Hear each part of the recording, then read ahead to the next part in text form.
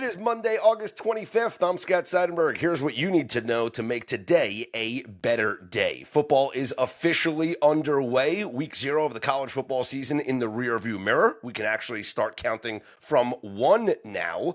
Week 1 of the NFL season, a week away from this Thursday. Congratulations to Tommy Fleetwood finally winning a PGA Tour event. And congratulations to the New York Yankees finally beating the Boston Red Sox. Jared Smith with me here on a Monday morning quarterback episode, because that's pretty much what we're going to be doing throughout the football season here, is playing Monday morning quarterback. And Jared, I'm so happy that we had regular season college football games this weekend, because it was amazing. The day started bright and early in Dublin, Ireland with Farmageddon, or as they called it, Farmageddon. And that was terrible, and I apologize to every Irish person for doing that accent. I really do. But Farmageddon started bright and early, and then the night ended in Hawaii with a last-second field goal as the Rainbow Warriors defeated Stanford 23-20. I said this on my VSiN show on Saturday night. The only thing that would have made it better is if that Hawaii finish was at 2 o'clock in the morning Eastern time. Yeah. Because it wasn't the traditional late night Hawaii finish. But what was your overall reaction, your assessment of everything you watched college football week 0 Saturday? Well, we have our first fluky result of college football season. Took us all of one game. Kansas State won the yards per play 6.5 to 4.2. They were a +1 turnover margin, and they lost the game. Again, like that, if you tell me a team wins the yards per play margin by over 2 yards per play and is a +1 in turnovers, and they can't get a win, I mean, that just speaks to the chaos that can be college football. So, yeah, exciting game, sloppy game at the onset for sure. I think losing Dylan Edwards certainly hurt. We were on Iowa State early, Kansas State late. Was hoping for a middle, had a chance there for a Kansas State win by field goal. Unfortunately, could not get that home, but fun day to start. Not much after that. I thought actually the most interesting thing after the Iowa State Kansas State game was UNLV kind of getting spooked a little bit at home by Idaho State. That game was significantly closer. I think the dual threat quarterback situation for Dan Mullen, like they need to figure out who their starter is really soon. And they got to figure out their defense, too, because they gave up a lot of explosive plays. Kansas looked good. They lost a ton, but I think they have a lot of hope with Daniels. For sure, can be a rock star for them. And, yeah, that late night game in Hawaii, even though it wasn't really late night, unless you were maybe on the East Coast. But under came home. 54 was the total, closed like 50. Game didn't stayed under all numbers. So interesting day 1, not a really sexy slate. I'm much more looking forward to what we're going to see here in week 1 instead of week 0. Yeah, absolutely. You said a couple of things that really jumped out there. The faulty finish with Kansas State and Iowa State. And, I had a lot of people ask me my reactions to that game. And as far as like the Big 12 is concerned, because Iowa State now has a leg up, right? They're 1-0 in the conference. They're still +850, +900 to win this conference. And I agree with that because I still favor Texas Tech over them. I still favor Utah over them significantly. And if you asked me who's the better football team, even after that game was played on Saturday, the answer is Kansas State. Kansas State's a better football team. So I understand Iowa State got the win and they have the leg up. It's tough for Kansas State now because had Kansas State won that game, yeah, I might be intrigued by a Kansas State Big 12 ticket. Certainly their odds would shorten up. They're +950 now. But if you're asking me if Iowa State is the play now because they have this first conference win and it's a big conference win over a ranked opponent, the answer is no. Although I will say, if you look at the schedule, they have several wins coming up now. And if you are intrigued by an Iowa State Big 12 outright ticket, the recommendation would be to bet it now. Because this is as long as the number is going to be until they lose a game. Like, it's going to get shorter over the next couple of weeks because you look at this schedule, they're favored in a couple of weeks from now against Iowa. They have that game at home. They're favored in that game. They win that game, they'll be 3-0. They're probably going to be 5-0, maybe 6-0 at some point. And so this number is only going to get shorter. I don't think they win the conference, but I would say that if you are intrigued by Iowa State, the best time to get in would be now. Sure. I think there's also something to be said about the Irish flu. How are these teams going to rebound, the Mm, week after going to Ireland? I mean, that's always, that's a wild card. There's only been, I think, like 5 or 6 games ever played in Ireland. So yeah. any data you have over the last few years it's irrelevant. You have one data point a year for like 5 years. Each team handles these things differently. Florida State last year, fell off the map. Georgia Tech looked okay, right? Georgia Tech looked okay. I think they won their next game against the bad opponent, but they didn't cover, if I recall. I Mhm. think it was Georgia State, one of the in-state Georgia games. They won but didn't cover. I would, look into that maybe if you want to maybe take a week off or two from betting on either one of these teams. I was surprised we didn't see the Avery Johnson Heisman number not drop more. It's still 40-1. Mm, That seems super short for a guy who's already got a loss under his belt. He's already got a controversy under his belt with his family. I mean, good point. he is priced the same as Raiola, as Jeremiah Love, as Bryce Underwood of Michigan, as Austin Simmons of Ole Miss, excuse me, Marcel Reed of A&M. Like these are guys that don't have a loss under their belt, and Avery Johnson's priced at that spot. So if you're thinking of buying Kansas State, like buying low on Kansas State, it just doesn't feel like the market moved enough against them. Yeah, it's a great point. The other observation, and you called it, a very sloppy game. I know it rained on and off, but the field conditions were terrible. The Terrible. grass Couldn't even see reminded the me yard markers. How do they you spot the couldn't. ball? You Yeah, couldn't see the yard markers. they had to bring the chalk out several times throughout the game to redo the lines. You know what the grass reminded me of? Do you remember a couple of years ago when Notre Dame hosted Reggie Bush and USC and they let the grass Yeah. grow for a couple of weeks Yep. to have it extra thick to slow down the speed of Didn't USC? work. It didn't work. Well, the tush push worked, but Tush push that's work. what Yeah. that's what it reminded me of. And I have to let people know, if you're trying to take notes for when the Steelers go play in Dublin this year, time out. It's a different stadium. Good This point. game was at Aviva, and the Steelers, when they play the Minnesota Vikings, it's at Crook Park or Crook Pow, Mm. whatever it's called.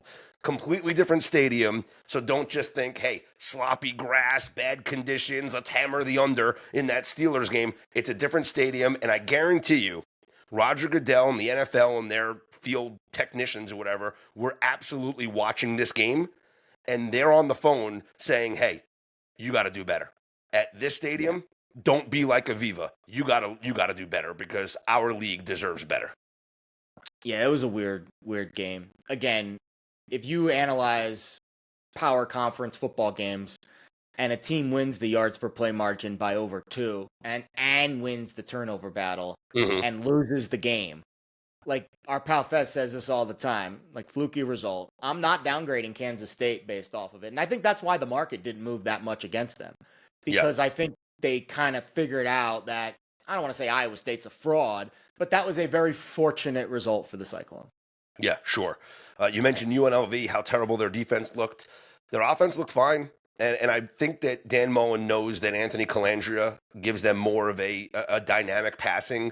And so he's probably going to be the guy that gets the bulk of the snaps moving forward. Alex Orji, they'll have packages in for him to run the football. Sure. But people might say that they were banged up in the secondary. They were missing some players. This was a pathetic defensive display. You gave up over 550 yards of offense to Idaho State. Yeah, not And good. here's what we can take from this game, though, Jared, is their opponent for next week, coming up on Friday, or this week, I should say, Sam Houston also gave up over 500 yards of offense when they lost to Western Kentucky. It's got to be an over. But you did Yeah. lose the best of the number. It opened up at 58.5. It's already up to 60.5 right now between UNLV and Sam Houston. But I think UNLV scores on a tired Sam Houston team that was on the field for almost 90 plays defensively and gave up over 500 yards. And I think UNLV gives up points because their defense, they couldn't stop anybody on Saturday. There's a 59.5 in the market right now that I'm probably going to bet before the end of this recording. That would be the way to go. I Yeah. think that's a really good look. I mean, Sam Houston is also an intriguing offense. Like they kind of, like to spread it out too. How many passes did they throw in that game against Western Kentucky? Like I had a close eye on that game. Yeah, they gave up 51 passing. Western Kentucky had 51 passing attempts in that game. Mhm. Sam Houston ran it really well. They had 2 guys over 6.5 yards per carry, and their quarterback Hunter Watson had 7 yards per attempt. So this is a team I think that can do multiple things on offense. But yeah, Maverick McIver Western Kentucky's quarterback. 51 attempts, had over 400 yards passing, 3 touchdowns. I feel like Yeah. the UNLV offense, especially Jaden Thomas. Jaden Thomas looks really good for UNLV. Yeah. I mean, he's going to be a monster. Jet, bro. They call him Jet Thomas. Yeah, I don't know how you're going to stop him this year. So I think that UNLV offense will eventually figure it out. And yeah, the defense, I think the defense will play better this week. But yeah, over 59.5, you can find that looks like a pretty decent bet. Yeah, so like I said, yeah, shop around, see if you can get the number. As I mentioned, it opened up at 58.5. It's been, some of the sharp book circles got 60.5 right now. So obviously people thinking the same way I'm thinking. The other way that I think we could also attack this game, and these numbers aren't out yet, but once the derivative markets open up, I'd be interested in a Sam Houston team total. So UNLV is a double-digit road favorite here in a game with a total of north of 60. Knowing how bad that UNLV defense looked, I think I might bet on the home team just to score a couple of touchdowns. I don't think that's a bad bet at all. I mean, how can you lay points on the road right now with UNLV? I mean, that number got bet down pretty considerably. They were 30.5-point favorites, Jared. 30.5-point favorites. They got lucky to win. They had 4 interceptions, including 1 in the end zone, and still only won by 7. It's not a good result. So I think they will improve. I do think they will improve. Because if you were going to tell me the biggest problem you have is letting, free rushers essentially just run past you defensively, free receivers just getting behind you wide open, like that's feels like more assignment and alignment and less talent. I think eventually they'll figure that out. And the offense looked good. Again, Thomas, the backs are really good. I think you're right about Calandria. I think Orji gives them a nice change of pace. I do trust Mullen. I like what he did with the crowd. He brought the crowd onto the field. He put the stanchions around because, at Allegiant, you can be really far back. He brought the student section closer. Band was very close. It was a little more of a college atmosphere, which is very hard to do at Allegiant Stadium. I think there'll be some really exciting games for them down the stretch of the Mountain West, but they got to get things buttoned up on defense for sure. Yeah, for sure. So week 0 is now in the books. We focus our attention now on week number 1. Obviously, the game that everybody is focused on is number 1 versus number 3 in Texas, Ohio State. Ohio State is a short favorite right now. And I know you've started to do some early work on this game. We'll have more on this game coming up on Friday's episode. But real quick, some of the early work that you've done so far on this game, anything jump out to you in particular? I really like the Texas run game here. Okay. I think that's, to me, when I look at this game, that's why the totals drop. That's why Texas is taking some money. Off the 3, now we're kind of drifting towards, not a pick 'em, but we're kind of in the 1-2 range. Totals dropped about 2 points. I think Texas is going to control the line of scrimmage. Again, this is a team, a Texas team, that I thought didn't really have the pieces to outman Ohio State's really good defensive line in the first match. Remember, these two teams, the last game for Texas was against Ohio State. Very rare, very unique situation that you get a top 5 matchup in week 1 that isn't played on a neutral field. And even more rare that it's a rematch of a college football playoff game. I think the thing that Texas did really well in the first matchup that really wasn't talked about because Ohio State won the game is they shut down Jeremiah Smith. He had 1 catch for 3 yards in that game. Now, Carnell Tate went off, and that's kind of the game you play. Do you take away Jeremiah Smith and let Tate go off and Egbuka, who was the leading receiver last year on Ohio State, or do you, kind of play everyone straight up? But what Texas was able to do in that game was they were able to stop the run with their front 4. And that's when Ohio State had 2 bookend tackles, both guys taken in the first round of the draft, Judkins and TreVeyon Henderson. Texas was able to shut down the Ohio State run game with just their front 4, and they were able to play zone defense, which allowed them to corral Jeremiah Smith. Well, now Ohio State has a significantly worse offensive line. I mean, it's mostly new, just 1 starter returning. So I'm concerned. Like, the left tackle for Ohio State is a transfer from Rice, who had a really kind of up and down year, only played in 8 games last year.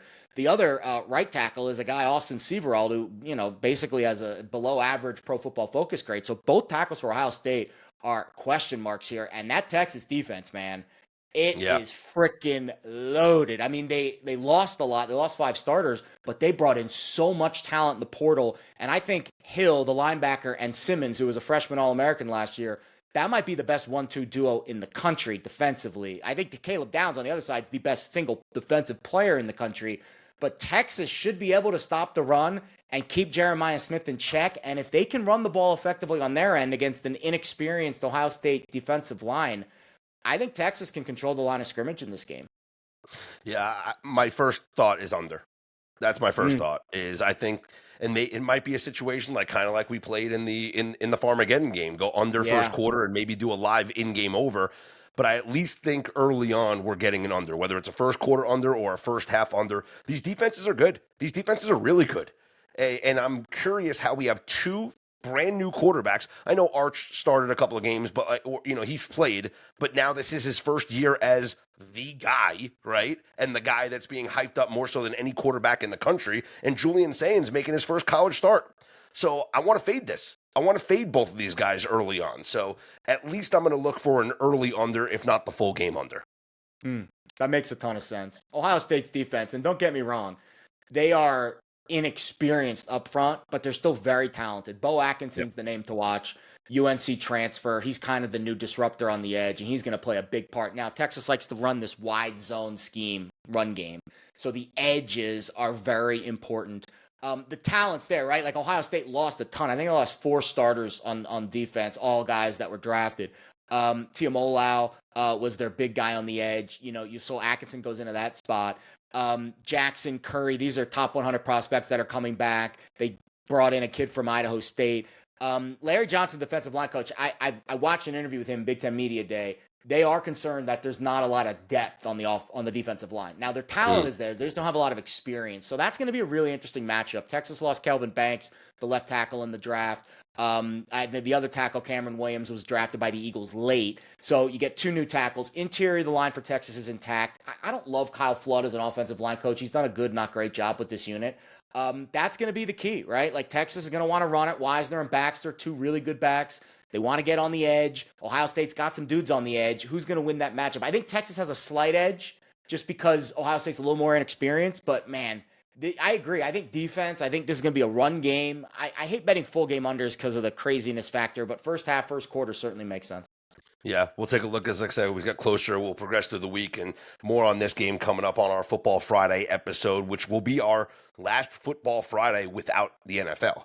And this is our last full week without the NFL. Week 1 begins a week from Thursday. And speaking of the NFL and week number 1, like we have a lot of stuff already up on bettorday.com. It's BETTORDAY.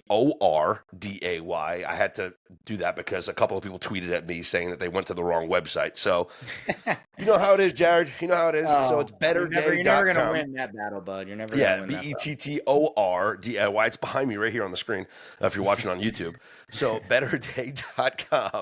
We do have a couple of pieces on some week 1 trends and, of course, my take on the quarterbacks that have not played in the preseason and how they struggle in week number 1. You can cross Joe Flacco off that list because he did play in the final preseason game for the Cleveland Browns, but the rest of the list is still good. Those quarterbacks did not play, including all the games where the quarterbacks play each other that did not play in the preseason, like Michael Penix versus Baker Mayfield, Dak against Jalen Hurts, Lamar Jackson, Josh Allen, and then, of course, we haven't seen Aaron Rodgers.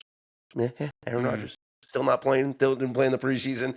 Jared Goff, Matthew Stafford, etc. But, Jared, you had a good thread on Twitter last night, and I want to give the audience a little bit of that information. What did you find looking at some NFL trends when it comes to wins, maybe from a season ago, going into this season, chances to make the playoffs, regression candidates? What do you got for us? Yeah, it's all about buying low and selling high. I think when you look at the win totals, and I always prefer, again, I'm not this big professional gambler, but I've been doing this for a while now with the NFL win totals. They are my favorite way to bet the sport because I think you remove that 1 game variance, and if you're directionally right about a team, you're going to win more often than you're going to lose. And the win totals, I think, are the best way to play that. There is 2 trends. One, buying low, right? Usually, since 2000 at least, every year, not usually, every year, at least one team with a win total of 8 or less has made the playoffs. 21 out of the last 25 years, 2 teams have made it. Last year, 3 teams have made it. Commanders, Broncos, Vikings. All with win totals of 6.5 heading into the year, all made the playoffs. This year, you can make a case that the Bears and Dolphins are on the list, but they're right on the cusp. Really, the teams that are below 8, that are kind of the buy low candidates: Colts, Falcons, Cowboys, Jags, Raiders, Panthers, Jets, Titans, Browns, Giants, Saints. Again, history says 1, but probably 2 of those teams will make the Okay. playoffs. So I if think it's I'm obvious which ones stand out, right? so I think the Falcons stand out. Yeah, But I would I say the don't know what we're Jaguars gonna. stand out too. I was about to say I don't know what we're getting out of Penix. We'll see. He hasn't played in the preseason, so I don't know. I think the Jaguars stand out because I think that division is very winnable, Yes, and we and the expect Raiders. them. That's the other eh, one. That's interesting you say the Raiders. I do think the Raiders will be better. I really do. I think we can cross out the Colts. Yes, With all due respect to Daniel Jones, we can cross out the Jets. We cross can the out the Titans. Saints. Disaster quarterback situation. Yeah, the Titans. There are people high on Cam Ward, but I'm not going to do it just yet. I'm much higher on the Giants than you are. I think they are. I think they are a 6 or 7 win team. I don't think they are a playoff team. Agreed. But we're talking about postseason here. I would say the two that stand out, if we're picking two, would be the Falcons and the Jaguars for me. If you want to throw the Yeah. Raiders in there, I don't hate it.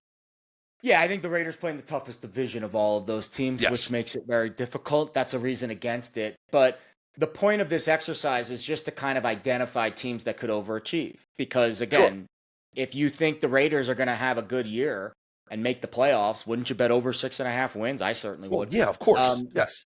That's absolutely the way to play the Raiders this year. I think more so than making the playoffs. Now, on the flip side of this, right? Sell high.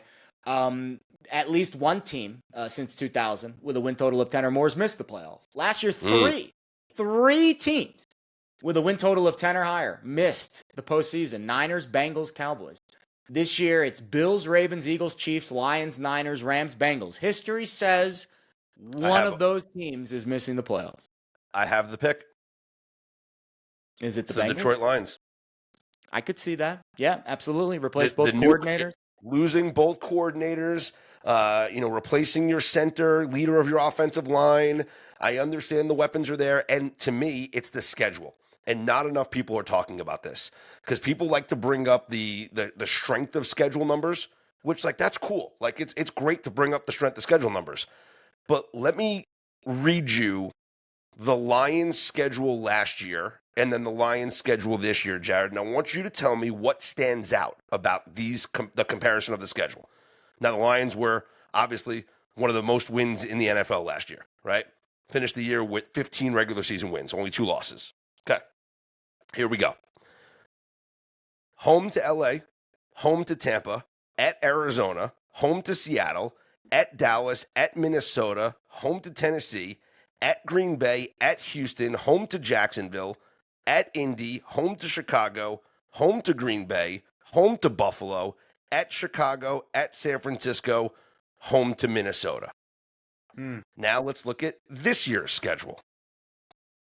At Green Bay, home to Chicago, at Baltimore, home to Cleveland, at Cincinnati, at Kansas City, home to Tampa, home to Minnesota, at Washington, at Philly, home to New York, home to Green Bay, home to Dallas, at LA, home to Pittsburgh, at Minnesota, at Chicago. What do you think is the biggest difference in last year's schedule to this year's schedule? Well, it's the division, right, that they play. They don't play in the AFC South. Sure. That's not what I'm looking for. It's not what I'm looking for. Okay. Let's put the tinfoil hat on. Come on. What's the difference? I don't know. Now we're going tinfoil hat. Now we're going really deep. What do you got? Well, I think it's deeper than what people think. How about this? I'll give you the answer. Okay, I don't want you to struggle. You get those lines on your forehead when you think. Week already betting these stupid preseason games. Okay. 17 games for the Detroit Lions last year in the regular season. They played 3 of them outdoors. They played 3 outdoor games last year. Significantly more this year. That was at Green Bay, it was at San Francisco, and at Chicago. This year, they will play pretty much all of their road games, with the exception out of the 8. Yeah. With the exception of playing at Minnesota, which is in the division, and then at LA. Yep. But outdoors, Green Bay, Baltimore, Cincinnati, Kansas City, now the good Washington, news is most Philly. of them are early in the year. That's the good news, right? At Green Bay, at Baltimore, at Cincinnati, at Kansas City, all of those are within the first 6 weeks of the year. Sure, you're not worried about snow. Washington in week 10, Philly week 11, and then the late game. I'm sure that's going to be a tough game. That's going to be a cold game at Chicago week 18. So the majority of them at least aren't going to be in brutally cold weather, at least. Yeah, and we're not talking. Listen, it could rain, whatever. Sure, but we all know But we all know the ATS records. Jared Goff indoors versus outdoors is a different quarterback. And we thought this was going to happen last year in Green Bay, and it didn't, and they won that game. And that maybe that says a little bit more about Green Bay last year than it did about Detroit. But it's some of these are grass, not a fast track like it is indoors. There's wind, not like there is indoors. I think Detroit, that's an underrated aspect that not enough people are talking about with their schedule. It goes into all of the things with the Detroit Lions as the reason why I think they take a major step back this year. I can't argue that at all. I think I went, let me look at my sheet. I'm pretty sure I went under on the Lions. Of course you went under. I posted it today. Yeah, I did. Oh no, I did. I went over 10.5 actually. I'm sorry. I went over 10.5. But it was a very small position. And I got plus 120. That's the reason why I went over. It was a good number. But I could absolutely see them missing the postseason. I could. I think the culture is there though. I think so the defensive coordinator is a culture guy. Like he's a promotion from within guy. I don't think the defense is going to it can't be any worse than last year. They can't be any more injured than last year. The biggest question is, will Goff be able to survive post Ben Johnson? And what will that offense look like? If I recall, the guy they hired is a Peyton disciple. John Morton was the passing game coordinator of the Broncos for the last 2 years. So it's going to be different. I think the best things that Goff did last year was play action and the ability to disguise. Really, this was Ben Johnson's doing, or I guess Goff should be responsible because he was making a lot of calls to the line of scrimmage. The ability to disguise runs from passes on early downs. Like that was the best part of Detroit's offense last year. They were able to really confuse defenses with what they were trying to do. If there's less of that Houdini-like stuff from Morton this year instead of Ben Johnson, then yeah, the offense could take a considerable step back. We'll wrap up, tie a bow around the NFL. The Vikings signed Carson Wentz, backup quarterback. They trade Sam Howell to the Eagles. This is just about Philly getting some depth in that quarterback room. Tanner McKee got injured in the preseason, so he's going to be out a little bit of time here. And we're just waiting to see what the heck is going on with Micah Parsons and the Dallas Cowboys. The report is that Brian Schottenheimer, the head coach, is going to meet with Micah because he wasn't happy with Parsons, taking a nap on the training table on the sideline during week 3 of the preseason. Listen, the more that I think about this, the more I believe that Micah Parsons is not playing in week 1 against the Philadelphia Eagles. I would not be surprised if that happens. It's a shame because I love Dallas week 1, especially catching a full 7 if you can find it still. It's not anymore. It's 6.5 now. Yeah, I wouldn't. You might get a 7 if Parsons doesn't play. Oh, for sure. Yeah, if you want Philly, now's the time to get in on Philly because if Parsons doesn't play, this might get to 7.5. It might. I don't know. You think you were the full point through a key? Maybe. He's such an important defensive player. There's very few players defensively that are worth a full point. I don't even. Honestly, he might be one of the very few. Yeah, I would say. I think it's Parsons, Garrett, Watt, maybe. Definitely Watt because of the Steelers. Yeah, I wouldn't say Aiden Hutchinson, but no, we don't know. But even so, are they worth a full point or are they worth a half point? And that's really, true. The full point is through a key. It's not just going from 4 to 5. It's going from 6.5 to 7 through 7. I'll say this: he's worth the half a point to the bookmakers. That will go from 6.5 to 7. Yeah, but when the public comes in and hammers the Eagles, it's going to move the line to 7.5. True. The public does have their say in week 1 for big primetime games. And that's the opening game, right? The public will definitely have their say in that game. I'm sure if we see, and I'm assuming there is a lot of love for Philly as there mostly is for the defending Super Bowl champions on that opening night. I could see a world, and that would be, to me, red flag jump on Dallas if we do get to 7.5. Absolutely. Yeah. How hilarious. I mean, this whole Jerry thing is, well, we gave the agent our offer, and he told us pretty much to stake it. And, I'm old school. Jerry's in the wrong line of work. He should be an actor. Did you see the Landman cameo? He was incredible in Landman. He was awesome. Incredible. He is in the wrong line of work. He should be an actor. He was great in Landman. He really was. I can't wait for season 2. I can't wait. Ali Larter is 50 plus years old and looks unbelievable. Remember her in Unbelievable. Heroes? She was so good in Heroes. I mean, Varsity Blues. I mean, that Varsity, kind yeah. of Well, that was. I won't go that far back. I the, know, the that whipped was cream, the whipped obviously cream bikini. she Just, was I mean, great we in that role for changed one everything for us. reason and one Yeah, reason only. yeah. You want a Sunday, Mux? Yes, yes, I do want a Sunday. Absolutely. All right, let's get into some baseball, Jared. Major League Baseball last night, Sunday Night Baseball, the Yankees defeated the Red Sox, snapping an 8-game losing streak to the Boston Red Sox this season, and they avoid the 4-game sweep. 7-2 was the finish. We cashed the live over, and Jazz hitting that home run in the bottom of the 8th inning to push this game over the total. Never a doubt. Never a doubt, Jared. Don't you just love that? Never a doubt. Yeah, that 7-2 was is the fun. finish, so it goes over 8.5. And the Yankees do get an important win. They are now a half game back of the Red Sox for the third wild card. For the first wild card in the American League, and they're half game up on the Seattle Mariners. This race is going to be interesting down the stretch. I will say that I don't trust the teams that are outside the picture looking in, like Kansas City or Texas or Cleveland. So I think we have the postseason teams right now. It's just a matter of what order that they're going to finish in. But regardless of last night's win, the Yankees are still a disaster right now. Yeah, it just seems like they're not, and I don't think it's the end of the world for them at this stage, because I think they can still make the playoffs. I do. Oh, they're getting in. They're getting in for sure. I trust them over Seattle to figure it out and to get that second wild card spot, and to be at least in the vicinity. Yeah, Kansas City's the next spot. I think they're going to be in the top 3. I don't see Kansas City or Texas overtaking them, but you never know. Major things have happened. It's just the team is just not getting the job done. Like they got fortunate to hit a bunch of home runs last night. But we're talking about a team that was on the verge of getting best run swept. differential in the American League, though, Scott. That's amazing. the thing. They're still not. I still think they can make it to the World Series. I honestly do. Which is wild because you're actually getting a good number on them now. It's like 10-1. I would make that bet for them to win the American League. Because listen, what did Warren Buffett say? When there's blood in the streets, it's time to buy. This is the time when everyone is jumping off the Yankees bandwagon. They really are.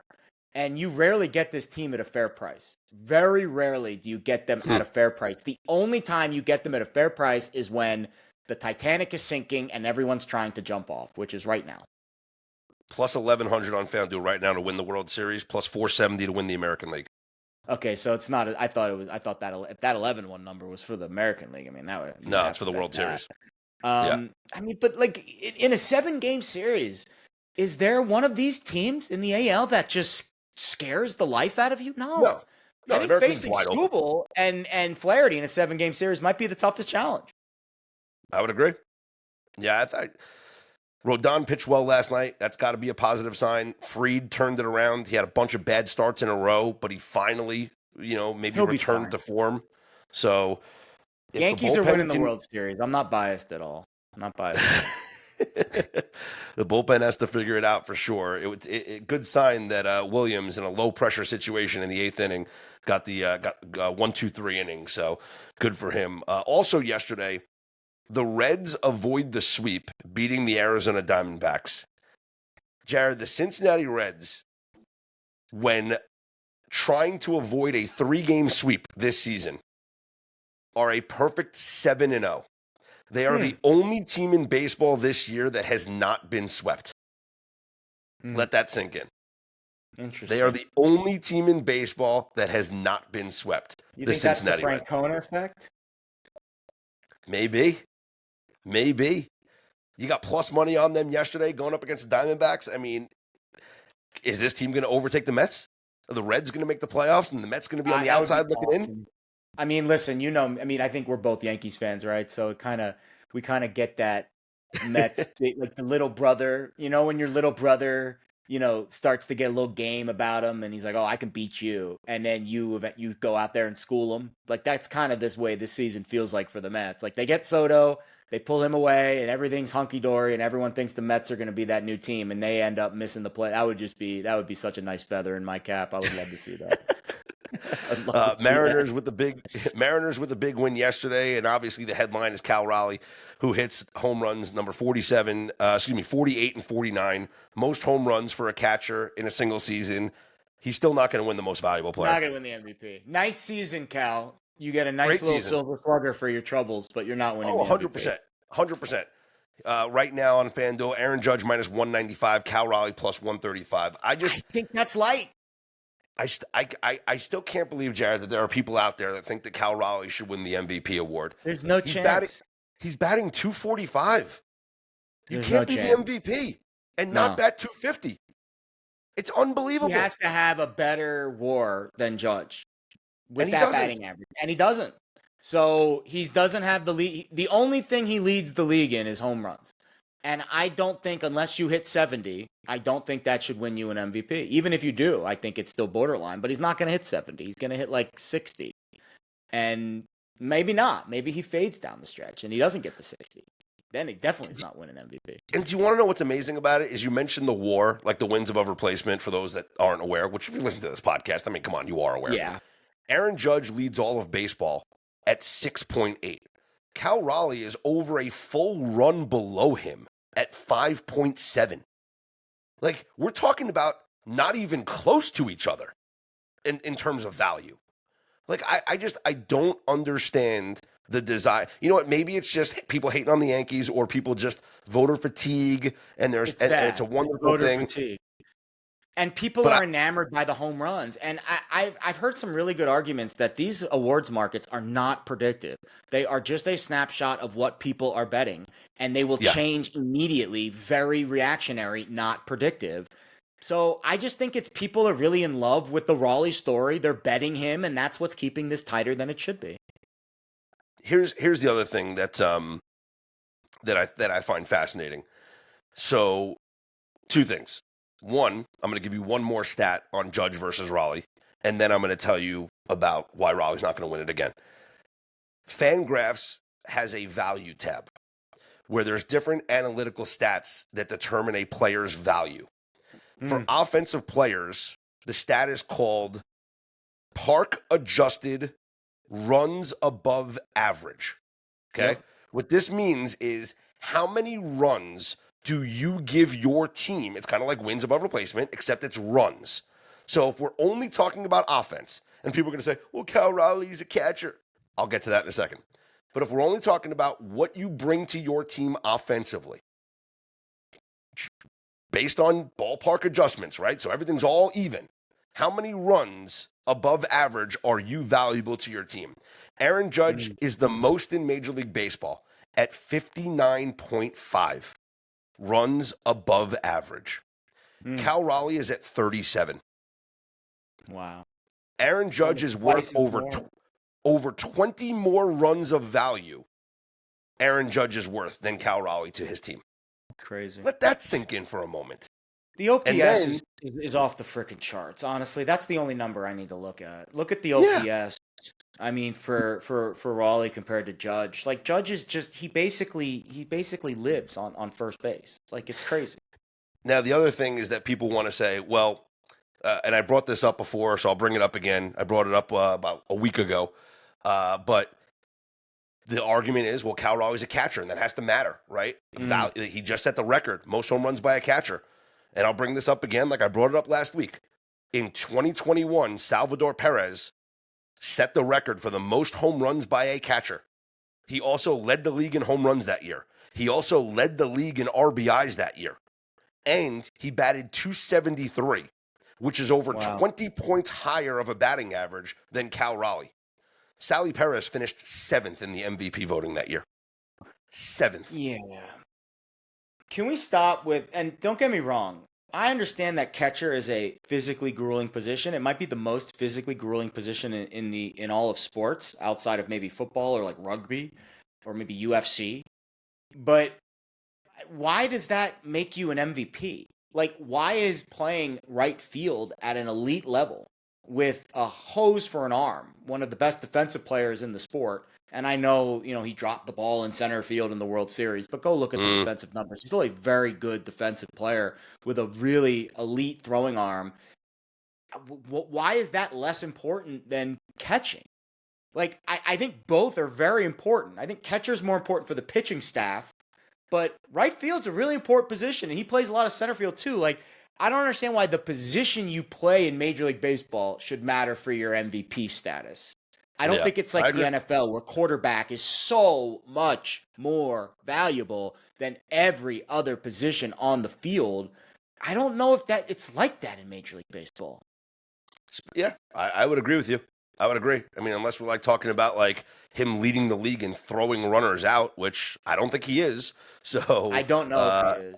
But like, why I'll isn't like third base? I would say get like what like shortstop like that to me is the most really. It's like up the middle. Catcher matters. Shortstop, second base, center field like that. All of those positions I think are equally important. I really do defensively.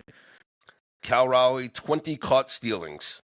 That is Is that one, good? I don't two, even know. three, four, five, sixth. Okay. All right. He's Yeah. a good catcher. There's no doubt about it. But it's all about why is catcher significantly more valuable to a team where you deserve to win MVP? I don't think you can compare it to the NFL where quarterback is that much more important. Yeah. It's kind of like the NBA or even the NHL. Like, is center that much more important than goalkeeper? I guess maybe, goalkeeper, but those guys all have their separate awards, so it's a little bit different. Yeah. In the NBA, like, is a guard that much more important than like an elite center? Like, it's just, I think it's really hard to kind of differentiate those positions and say one is significantly more valuable than the other, like quarterback is in the NFL. Especially when it's like, everyone's in the lineup together. So I would say, yeah, I agree with you there. Let's take a look real quick at the schedule for tonight in Major League Baseball. We do have a Sunday night fade, which is 12 on the Yeah. year reminder. Sunday night fade is 12-3, fading the teams that play on Sunday Night Baseball and have to travel for a game on Monday. Tonight we have the Red Sox in Baltimore against the Orioles. Tomoyuki Seguano is on the mound for the Orioles, and the Red Sox are going with a bullpen day because this was supposed to be Walker Oh Buehler, man. but then they switched it and put Walker Buehler in the bullpen last night. So Brian Bernardino, I guess, is going to be the opener, and they're just going to go with a bullpen day. There's no line as we're recording this right now because I don't think it's announced or solidified what the Red Sox are going to do at pitcher yet. Actually, I do see it right now. Red Sox are actually minus 118 up on FanDuel. That's a joke. Give me the Orioles at even money to win this game. And I'll leave you with this on this game. Suguano on the year, pitching at home in Baltimore, 7-2 on the year with his ERA, same 3.95. So more comfortable Don't at hate home. it. We're going to fade the Red Sox here off of this loss to the Yankees. Another that I actually would consider. So let's run down the schedule real quick. You got Spencer Strider for the Braves in Miami against the Marlins and Edward Cabrera. Rays are at the Guardians. Tanner Bybee going for the Guardians. Nationals are at the Yankees, so it's not a Sunday night fade. Yankees stay home. But Cam Schlittler pitching for the Yankees. They're massive favorites. Brad Lord, who's actually been really good, youngster there for the Nationals pitching. Schlittler, last time we saw him was in Tampa. He took a perfect game through 6 innings. I might look at a first 5 under in this game with both of these young pitchers. Twins are at the Blue Jays. Joe Ryan on the mound for the Twins. Max Scherzer for the Blue Jays. Jared, this total is 7.5. 7.5. Wow. Do you realize that this season in Blue Jays games with a total of 7.5, they are 11-6 to the over? That doesn't surprise me. It smells like a Yurfie game. Scherzer's always a good Yurfie. Even though he's had 5 Nerfies in a row, he's been good in this category this year. He always gets really jacked up before games. I always love betting his Yurfies whenever he's on the mound because you usually get a pretty good number because, like you said, the total's super low. Oh, shout out to you, by the way. We cashed the Nerfie yesterday in the Roku Yeah, game. we're hot with Nerfies, huh? In I the hit a couple over the weekend too. All I did was just bet the Nerfie in Colorado Pittsburgh every game and won all 3 Yeah. games. Which ironically this year it's been a bad run for the Nerfie in that Roku game. It was like Yeah. 3-6 to the no, but easy cash yesterday with Paul Skeens on the mound. So yeah, Blue Jays 11-6 to the over in games this year, lined at 7.5. I'm going to go over here with Yeah, Scherzer it sounds about and right. Joe Ryan. Elsewhere, you got the Phillies at the Mets, Christopher Sanchez, and my 22-1 Cy Young ticket is going to be officially ripped up after Skeens goes 7 shutout innings last night. Yeah. Kodai Senga goes for the Mets. He was roughed up in his last start. Phillies are a short favorite, minus 125. I'll say this. We know the Mets can't hold any leads. If the Mets take an early lead in this game, hammer the in game on the Phillies because Yeah, the Mets Senga's had can't 9 hold any straight leads. Nerfies. Really? 37 and 13 Kodai Senga Nerfie record in his career. Now, these Oh, lineups are ripe for early runs, I know but because the Phillies, you're gonna get Harper, you're gonna get Turner, you're who's gonna been hot, you're yeah. gonna get Schwarber. That's dangerous. I would not bet the Nerfie in this game, but if it hits, you heard it here first that Kodai Senga's got 10 straight Nerfies. That is dangerous though with that Philly lineup. Yeah. Although it And is, Sanchez is really good too. Like this is a really good pitching matchup for the Nerfie, but yeah. this is also a really tough hitters matchup for the Nerfie. Like Lindor and Soto and Alonso are as good as it gets in the top of that Wait. first inning. So you're telling me you want to bet a no-run first inning when the Yeah. 6 batters that we're guaranteed to get are Francisco Lindor, Juan Soto, Pete Alonso, Bryce No. Harper, Kyle Schwarber, and Trey Turner? I do not recommend betting the Nerfie in this game unless you like anxiety. Every pitch has a chance to end up somewhere. I don't know, Oh, goodness. outside of the Met Stadium where the guy with that dog poses, and there's that big controversy about animal cruelty. That ball, the ball could land next to that dog. That's how far it could go. Just don't disrupt the Shake Shack. Diamondbacks are at the Brewers. Eduardo Rodriguez for the Diamondbacks. Brandon Woodruff from Milwaukee. Noah Cameron goes for the Royals against Shane Smith and the White Sox in Chicago. Oviedo on the mound for the Pirates in St. Louis against McGreevy and the Cardinals. Jose Soriano for the Angels goes up against Jacob deGrom and the Rangers. Rangers are heavily favored in this one. J.P. Sears for the Padres in Seattle against the Mariners and Bryce Miller. Turek Skubal, the American League Cy Young winner, on the mound for the Tigers against the A's and JT Ginn in Sacramento. And this is the fate I'm talking about.